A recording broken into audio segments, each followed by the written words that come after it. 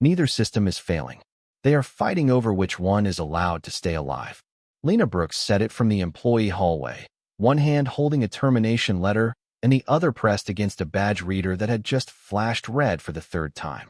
Beyond the locked service door, the Meridian Crown's rooftop restaurant had fallen into emergency lighting. The chandeliers were dark. The ventilation fans had stopped. Somewhere behind the walls, a warning tone repeated every 90 seconds with the same calm mechanical voice. Primary system unavailable. Backup system unavailable. Graham Caldwell stood in the center of the dining room beneath the faint red glow of an exit sign. Around him, board members, investors, and hotel executives watched two black control screens display the same impossible message. The primary system claimed the backup had failed. The backup claimed the primary had failed. Neither one would surrender control. Who said that? Graham asked. Marcus Hale turned toward the hallway door. His face remained composed, but his hand tightened around the radio at his belt. A former employee who should already be off the property. Lena looked through the narrow glass panel. Marcus had taken her badge less than a minute earlier, then disabled it before she reached the elevator. The letter in her hand stated that she had violated procedure, interfered with technical equipment, and created unnecessary concern among staff. None of it mentioned the 3 reports she had submitted over the previous month. None of it mentioned the lights dimming in precise intervals. None of it mentioned the old controller that should have been removed from the network. Marcus stepped toward the door and lowered his voice. Rebecca, get her out of sight. Rebecca Sloan, the restaurant manager, did not move. She had spent the last 10 minutes watching the dining room lose power in sections, one system at a time. She warned us about this, Rebecca said. Marcus looked at her. She is a waitress. Graham heard him. He turned away from the control screens and faced the door. At 58, he had built Caldwell hospitality by believing that every problem could be measured, assigned, and solved by the right department.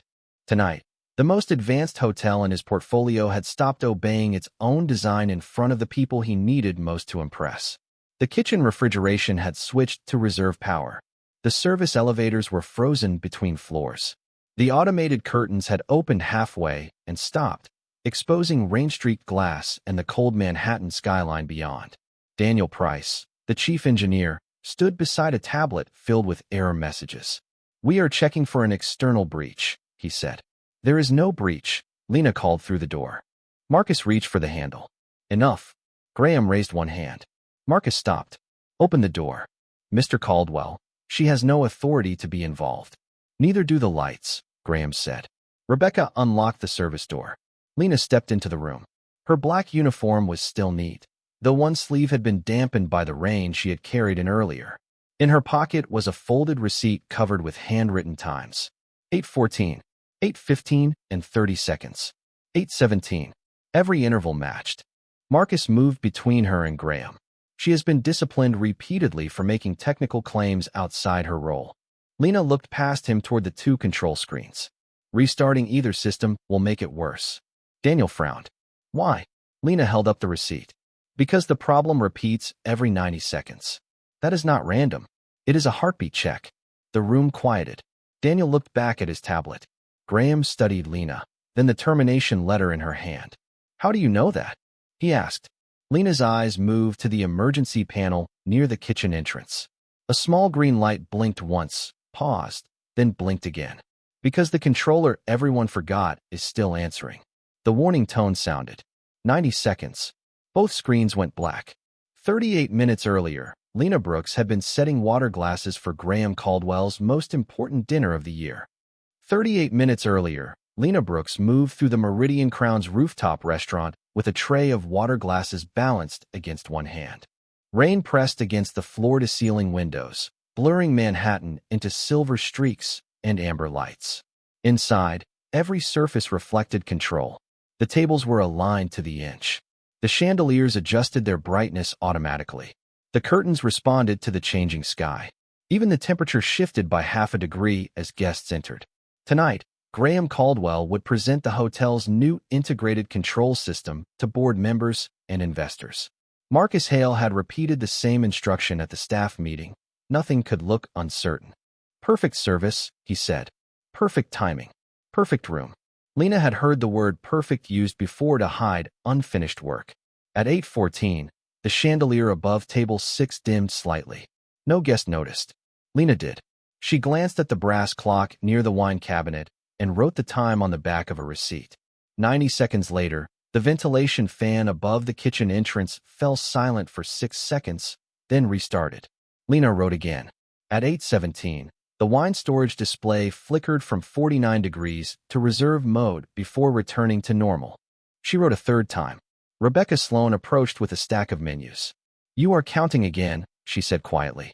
Lena folded the receipt beneath her order pad. "The intervals are the same." Rebecca looked toward the control panel near the service station. "Did you tell engineering?" 3 weeks ago. "And Marcus?" 3 times. Rebecca's expression tightened. "He said the issue was closed." "He closed the report." "That is not the same as solving it." Before Rebecca could answer, Marcus entered from the private elevator. His navy suit was immaculate, his silver tie centered with mechanical precision. Behind him came 2 members of the executive team, both speaking in low voices about the presentation schedule. Marcus scanned the room, saw Lena near the panel, and walked directly toward her. "Why are you standing here?" The lighting cycle changed again. "You are assigned to table 8. The system repeated the same pattern. Marcus lowered his voice. "Your job is to serve dinner, not diagnose equipment." Lena looked at the small green indicator beneath the panel. It blinked once, paused, then blinked again. That signal should not be active. Marcus followed her gaze. For the briefest moment, something passed across his face. Recognition. Then it disappeared. "Do not touch the controls." "I have not." "Then keep it that way." He turned and called for Rebecca. "Move her away from the executive table." Rebecca did not respond immediately. Marcus looked back at Lena. "This is your final warning." At 8:21, Graham Caldwell arrived. He wore a charcoal suit and carried no umbrella, though rain darkened the shoulders of his overcoat. The room changed around him. Staff straightened. Executives closed their conversations. Marcus crossed the floor with a polished smile. "Everything is ready." Graham removed his coat and looked toward the windows, the lights, the open kitchen, and the silent control panels built to demonstrate the future of his company. "It should be," he said. "We have spent 2 years making sure of it." Lena placed a water glass at his seat. As she stepped away, the chandelier dimmed again. 8:22 and 30 seconds. 90 seconds exactly. Graham looked up. Marcus looked at Lena. For 1 second, no one moved. Then Marcus Hale smiled as if the dimming light were part of the presentation. "Adaptive energy balancing," he said. "The system adjusts before demand changes." Graham Caldwell looked at him, then at the chandelier. Without being asked, Marcus gave a small laugh. "That is the point of automation." Lena kept her eyes on the brass clock. 8:24. The ventilation fan stopped again. 6 seconds. Then it returned with a low mechanical hum. She wrote the time beneath the others. Graham noticed the movement. "What are you recording?" Lena looked up. Marcus answered before she could. "Service timing." Graham's gaze remained on her. "Is that what it is?" Lena held the receipt between 2 fingers. "The lighting, ventilation, and wine storage are changing every 90 seconds." Marcus stepped closer. "Ms. Brooks has been advised not to interfere with technical operations." "I am not interfering," Lena said. "I am counting." The words were calm, but Rebecca Sloan heard the history beneath them. Lena had spent months learning not to sound defensive when people mistook accuracy for insubordination. Before Meridian Crown, she had worked as a testing assistant for a building systems contractor in Chicago. Her job had been to record how automated controls responded under stress. She had learned that machines rarely failed without warning. They repeated themselves. They hesitated. They contradicted their own instructions. The final test at her old company had failed twice. Her supervisor asked her to sign the approval anyway. She refused. 3 weeks later, the contract ended, and every reference she received described her as difficult. Lena had not stopped understanding systems. She had only stopped being paid to say when they were wrong. At 8:25 and 30 seconds, the kitchen refrigerator display switched to reserve mode. A pastry chef opened the door, checked the temperature, and called for Daniel Price. The chief engineer arrived carrying a tablet and a portable meter. "Voltage is stable," he said. "No power loss." Lena looked toward the wall panel. The small green indicator blinked twice. Daniel saw it too. "What is that controller doing online?" he asked. Marcus turned sharply. It is not online. Daniel tapped the screen. Something is sending a status pulse. Marcus lowered his voice. Run the diagnostics from the engineering room. Do not do this in front of guests. Graham had heard enough. Do what in front of guests? Daniel hesitated. We may have a communication fault between the primary system and a legacy controller. Marcus cut in. A display error. Nothing more. Lena wrote 827 on the receipt. It is not only a display. Marcus faced her. That is enough. The room had begun to fill. Board members entered with investors, shaking rain from their coats and admiring the skyline. Servers moved around them with practiced smiles. The restaurant still looked elegant. Only the staff could feel the tension running beneath it. Graham took his seat. Start the demonstration on schedule, he said. But keep engineering in the room. Marcus nodded. As the presentation screen lit up, Lena placed menus around the table. She heard the ventilation fan slow again. The cycle had shortened. Not 90 seconds this time. 75. She turned the receipt over and wrote the new interval. Marcus saw her. Office. Now. Rebecca stepped between them with a tray. The first course is ready. Then someone else can serve it. Marcus pointed toward the service corridor. Lena followed him without argument. Behind them, Graham began describing Meridian Crown as a building designed to anticipate every need before a guest could name it. At 8:29, the lights dimmed again. This time, they did not return to full brightness. Marcus Hale closed the service office door behind Lena and placed a thin folder on the desk between them. The room was narrow, windowless, and lit by a single fluorescent panel that hummed above a row of locked cabinets. From the restaurant beyond the wall came the muted sound of Graham Caldwell continuing his presentation, his voice steady even as the building shifted around him. Marcus opened the folder. Inside were 3 incident reports, each carrying Lena's name, each marked resolved. You filed these after I told you engineering had reviewed the issue, he said. Lena looked at the dates. The first report described the 90-second lighting cycle. The second identified intermittent signals from a legacy controller. The third warned that repeated automatic restarts could force the primary and backup systems into conflicting recovery modes. Engineering never saw the second or third report, she said. They did not need to. Daniel asked what the old controller was doing online. Marcus leaned back in the chair. Daniel asked questions. I decide which ones affect operations. Lena looked through the glass panel in the office door. The corridor lights dimmed, brightened halfway, then held. This affects operations. Tonight affects operations, Marcus replied. The board is here. Investors are here. The entire expansion plan depends on this demonstration. Then delaying it would have been safer. Safer for whom? His voice remained controlled, but the question exposed the pressure beneath it. The project is already over budget. Another technical review would have pushed the opening into next quarter. Mr. Caldwell would have wanted explanations. So you closed the reports. I prevented unnecessary panic. Lena touched the first page. You closed a warning you did not understand. Marcus's expression hardened. You are not qualified to decide what I understand. A warning tone sounded in the corridor. Once. Then silence. Lena checked the clock on the wall. The interval had shortened again. The systems are checking each other faster, she said. If the backup controller joins the loop, the kitchen will be next. Marcus stood. You are done. He opened the bottom drawer and removed a sealed envelope. Lena did not reach for it. What is that? Your termination notice. For reporting a control fault? For repeated insubordination, unauthorized technical interference, and creating concern among staff. I never touched the equipment. You entered restricted information and formal reports outside your role. He placed the envelope on the desk. Finish your shift. Turn in your badge. Leave quietly. The restaurant lights flickered through the glass. This time, the hallway emergency strips came on for 3 seconds before the main lights recovered. Lena looked at the envelope, then at Marcus. You know this is not stable. I know you have spent months trying to make yourself important. The words were meant to reduce her. Instead, they clarified everything. Marcus did not need the system to be safe. He needed the evening to look successful long enough for the announcement to be made. Lena picked up the envelope. When did you last activate the legacy controller?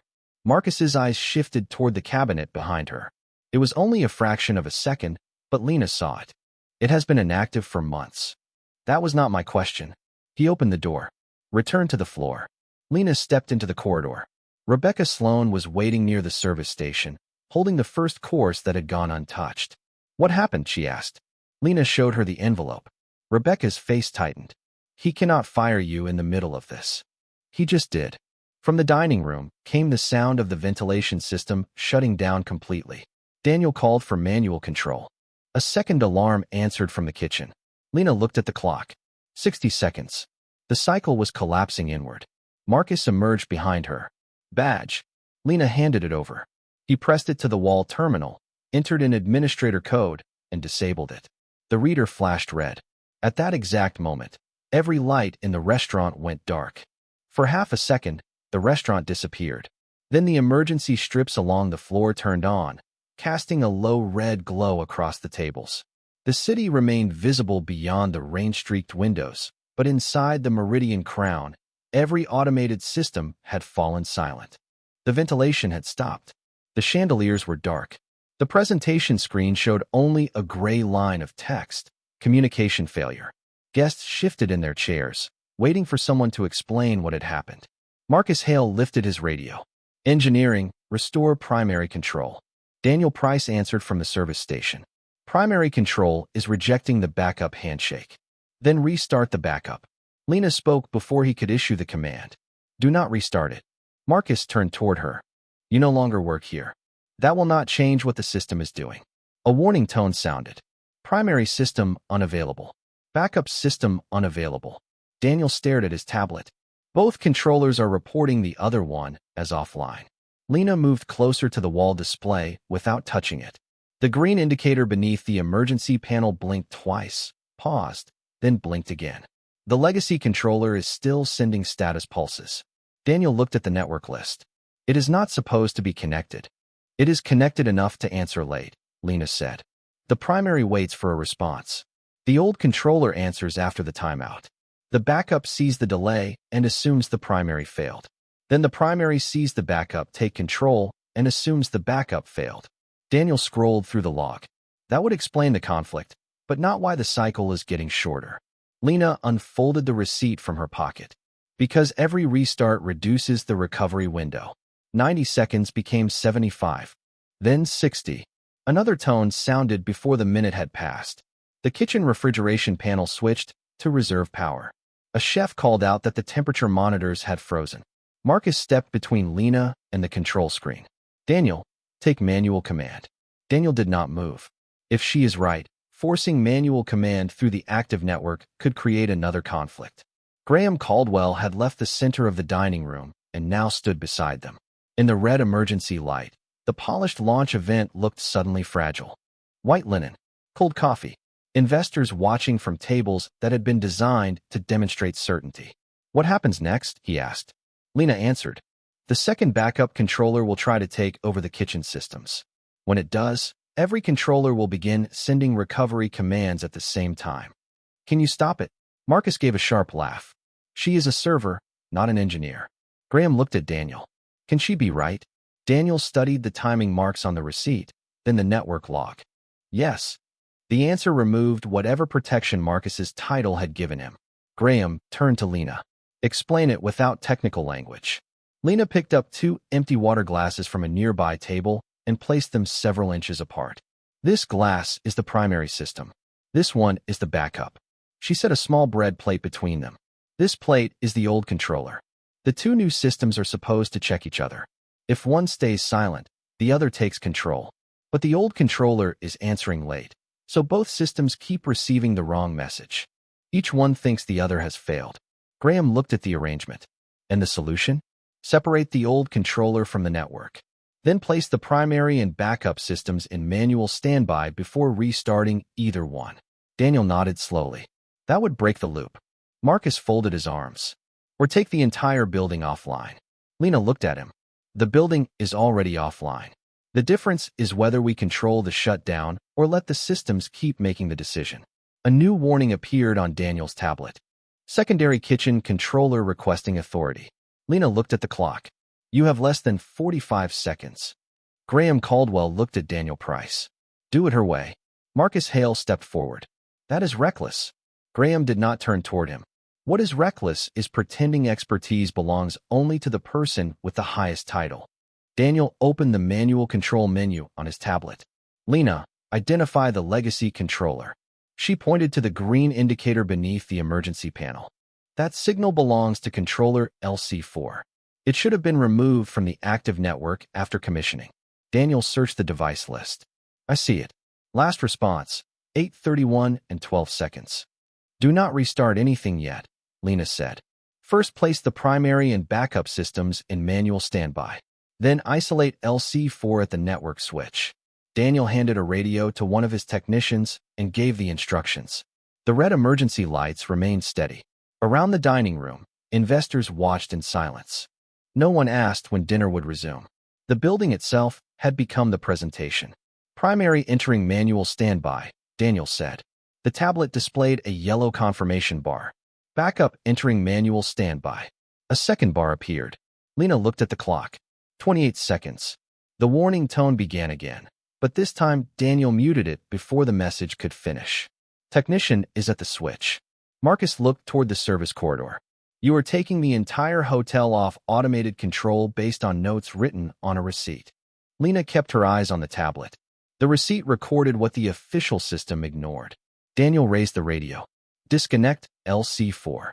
For one long moment, nothing changed. Then the green indicator beneath the emergency panel went dark. The network list refreshed. One device disappeared. Legacy controller isolated, Daniel said. Hold manual standby for 10 seconds. Lena counted quietly. At 7, the kitchen refrigeration panel stopped flashing. At 9, the ventilation display returned. At 10, Daniel restarted the primary controller under manual supervision. The chandeliers remained dark, but the warning messages vanished. Primary stable, he said. Bring the backup online as monitor only. The backup system connected without taking control. Air began moving through the vents again. The floor lights shifted from red to white. A moment later, the chandeliers brightened gradually across the room. No one applauded. The relief was too real for performance. Graham looked at Lena. You were right. She folded the receipt and placed it beside the two glasses. About the loop. Daniel continued studying the logs. There is something else. Marcus's face changed before anyone spoke. Daniel opened the device history. LC4 was not continuously active. It was re-enabled this morning at 6:43. Graham turned toward him. By whom? Daniel hesitated, then expanded the administrator record. The account name appeared in plain text. Marcus Hale. The room became quiet again, but this silence carried a different weight. Graham looked at Marcus. You told us the controller had been inactive for months. Marcus adjusted the cuff of his jacket. I enabled it for a limited demonstration test. Without engineering approval? Daniel asked. The new system had not passed the final redundancy review, Marcus said.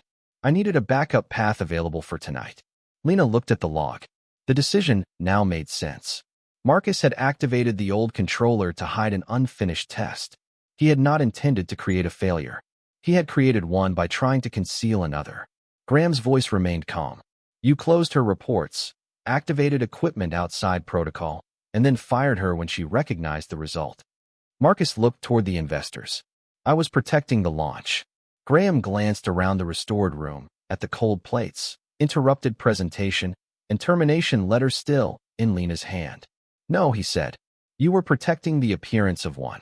Graham Caldwell picked up the termination letter from Lena's hand and read the first paragraph in silence. The restaurant had returned to full power, but no one resumed eating. The lights were steady now. The ventilation moved softly through the ceiling vents. The control screens displayed green status bars across every active system. Yet the room no longer felt restored. Something more important had failed, and everyone knew it. Graham looked at Marcus Hale. You will surrender your access credentials and leave operational control to Daniel until the board completes an independent review. Marcus's face remained composed, but the confidence behind it was gone. You are suspending me because a server made an accusation. Graham placed the letter on the table. I am suspending you because the system log confirms your decision. The closed reports confirm your knowledge, and your own words confirm your motive. Marcus glanced toward the investors. No one met his eyes. He had spent the evening protecting an image. Now the image had become the only thing left defending him. Daniel Price opened the reporting archive on his tablet. There are 3 warnings under Lena Brooks's name, he said, all closed by the same administrator account. Graham looked at Lena. Why were you monitoring the system in the first place? She answered without hesitation. Because I heard the ventilation cycle before I saw the lighting change. You recognized it from experience? Yes. Marcus gave a quiet, dismissive breath. She took a few technical courses years ago. Lena looked at him. I completed 3 years of control systems engineering and worked in commissioning tests for commercial buildings. Graham's attention sharpened. Why did you leave? The question brought the old room back for a moment. The failed test. The approval sheet. The supervisor waiting for her signature. I refused to certify a system that had not passed its safety review, she said. The contract ended soon after. Graham looked down at the receipt covered with timing marks. So you came here. I needed work. And when you saw the same kind of warning, I reported it. The simplicity of the answer made the failure around her look worse. Graham turned to Daniel. How many people had access to those reports? Operations leadership, engineering leadership, and system administration. Then why did no one see them? Daniel looked at Marcus's administrator record. Because they were closed before escalation. Graham's expression did not change, but his voice became quieter. A building designed to process thousands of signals ignored the one person who understood what they meant. Rebecca Sloan stepped closer. Lena tried to raise the issue more than once. Graham nodded. That will be included in the review. Marcus removed his access badge and placed it on the table. You are making a mistake. Graham looked at him. The mistake was believing delay was more dangerous than dishonesty. Marcus said nothing else. He left through the service corridor without looking at Lena. The door closed behind him. For several seconds, only the rain touched the windows. Then Graham picked up the termination letter again and tore it once across the center. Lena watched the 2 halves fall onto the table. That does not fix the system, she said. Graham looked at her, surprised. I thought you wanted your job back. I wanted the warning taken seriously. Daniel lowered the tablet. Rebecca gave the smallest nod. Graham studied Lena for a long moment, then pulled out the chair beside him. Sit down. Lena remained standing. I'm still on shift. No, Graham said. You are the only person in this room who has earned the right to explain what happens next. Lena looked at the restored control screens, then at the reports Marcus had tried to bury. What happens next cannot be another speech about listening, she said. It has to be written into the system. Graham folded his hands on the table. Then tell me what needs to change. Lena looked at the reports spread across the table. First, no operations manager should be able to close a technical warning alone. Daniel Price nodded and opened a blank review document on his tablet. Every report should receive a tracking number. Lena continued. If it involves safety, power, climate control, elevators, refrigeration, or system redundancy, it must be reviewed by both engineering and operations. Graham Caldwell listened without interrupting. Around them, the investors remained seated, though the dinner had been forgotten. Cold plates rested beneath steady lights. The building was functioning again, but the room had become a place of examination rather than celebration. What else? Graham asked. Frontline staff need a protected way to report patterns, Lena said. The people closest to the equipment often notice small changes first. A sound, a delay, a temperature shift. They should not have to prove their job title before anyone checks the warning. Daniel entered each point. Rebecca Sloan added that managers should never be allowed to use discipline as a response to a good faith report. Graham looked at the 2 halves of Lena's termination letter. Agreed. Lena did not sit. There should also be an independent review of today's activation records and every report connected to the control system. Daniel can lead it, Graham said. Lena shook her head. Daniel is part of the department being reviewed. Daniel looked at her, then nodded. She is right. Graham leaned back. He had spent years building a company around confidence, speed, and command. Now a former employee with a disabled badge was showing him the cost of allowing those qualities to operate without challenge.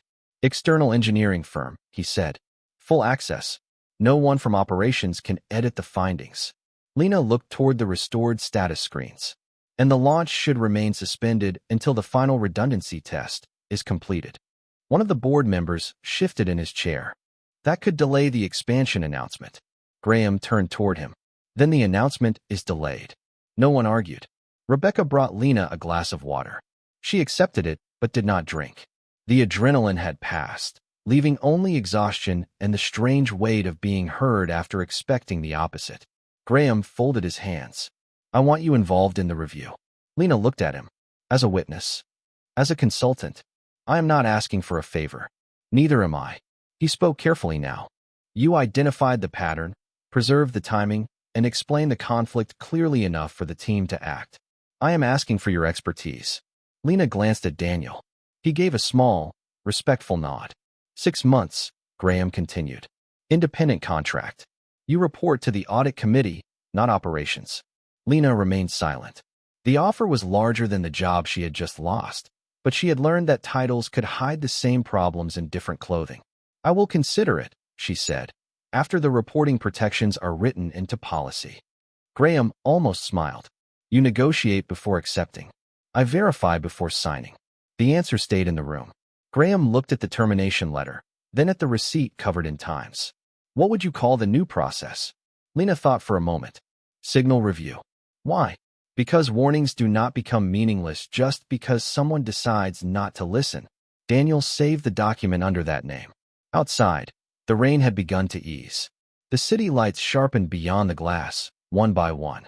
Inside, Graham asked the investors to leave the presentation materials untouched. Every log, report, device record, and administrative action would be preserved for review. The evening had been meant to prove that Meridian Crown could anticipate every need. Instead, it revealed something more valuable. A system could monitor thousands of signals and still fail if the wrong person controlled which ones mattered. 6 weeks later, the Meridian Crown reopened its rooftop restaurant for a smaller gathering. There were no glossy promises on the screen, no speeches about perfection, and no attempt to make unfinished work look complete. The external engineering review had confirmed every part of Lena Brooks's warning. The legacy controller had been activated without approval. Her reports had been closed before reaching the technical team. The final redundancy test had never been completed. Marcus Hale was removed from operational leadership, and the board adopted the signal review policy across every Caldwell property in the country. Each technical concern now received a tracking number, 2 independent reviews, and a permanent record that no single manager could erase. Graham Caldwell stood near the same table where 2 water glasses and a bread plate had once explained what a room full of experts could not. This time, Lena sat across from him in a dark blue suit with a simple folder in front of her. The 6-month consulting agreement had taken 3 weeks to finalize because she had read every line twice. She had added protections for frontline employees, independent escalation procedures, and a written rule preventing retaliation against anyone who reported a good faith concern. Graham signed only after she did. You could have asked for more money, he said. Lena closed the folder. Money would not have stopped the next warning from being ignored. Daniel Price joined them with the completed test results. The primary and backup systems had passed under full load, partial failure, delayed response, and manual recovery. The old controller had been removed completely, not merely disabled. Rebecca Sloan watched from the service station as the chandeliers brightened in a smooth, steady sequence. No flicker, no delay, no hidden conflict beneath the surface. On the wall outside the staff training room hung a framed copy of the termination letter, with Lena's name covered. Beneath it was a brass plaque that read, "A warning ignored is still a warning." Graham had wanted to include her name. Lena refused. The lesson should belong to everyone, she told him. Months later, the signal review process prevented 3 smaller failures at other hotels before guests ever noticed them. A housekeeper reported an unusual elevator sound. A cook noticed a refrigerator cycling too often. A night clerk recorded a repeated delay in the fire panel status check. Each concern was reviewed, documented, and resolved. None of those employees had technical titles. That was precisely the point. Lena eventually accepted a permanent role overseeing operational integrity, but she kept the old receipt in the top drawer of her desk. The faded time still ran down the back in careful handwriting.